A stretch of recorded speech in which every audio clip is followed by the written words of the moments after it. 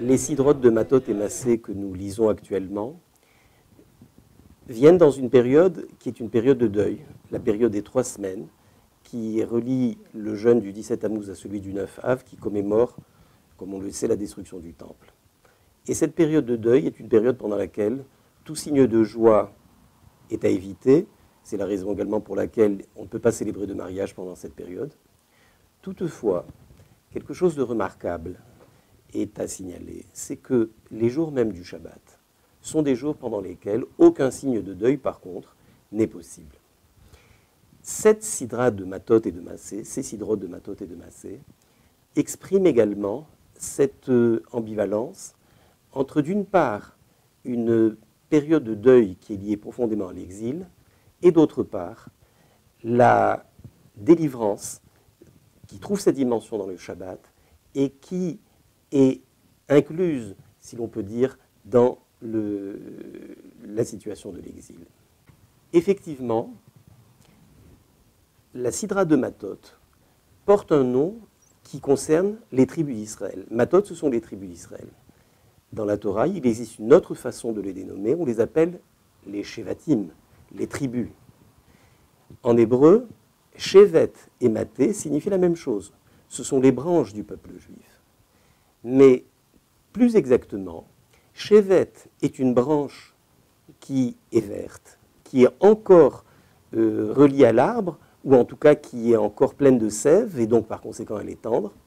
Maté, par contre, c'est une branche qui est sèche. En fait, c'est un bâton qui, depuis longtemps, a perdu sa sève et qui est dur. Notre sidra s'appelle Mathot. C'est que ces deux formes de branches représentent deux situations possibles du peuple juif, ou peut-être même des âmes juives. Lorsque le peuple juif se trouve sur sa terre, lorsque l'âme juive se trouve proche de Dieu, eh bien à ce moment-là, elle ressemble à une branche qui est encore attachée à l'arbre. Notre sidra porte le nom de Mathot, parce que le peuple juif, lorsqu'il se trouve en exil, l'âme juive, lorsqu'elle se trouve loin de Dieu, lorsqu'elle est sur terre, évidemment, elle est dans une situation qui n'est pas celle de la proximité avec Dieu, elle est comme ce bâton qui est sec. Toutefois, le bâton sec a en lui une dureté particulière. C'est que le peuple juif en exil, l'âme juive, face aux difficultés qu'elle rencontre dans le monde matériel, ont en eux une force insoupçonnable qui leur permet de résister à l'épreuve, comme ce bâton qui, bien que détaché de ses racines, porte en lui une force qui le rend résistant.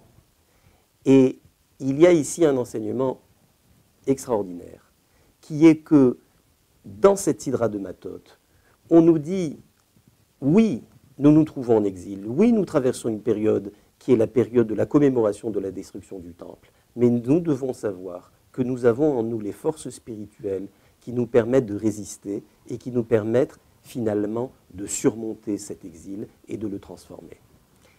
La deuxième sidra, celle de Massé, c'est celle qui récapitule les étapes des voyages du peuple juif dans le désert. Et au-delà de ceci, ce sont finalement toutes les étapes de l'histoire du peuple juif au fil des siècles.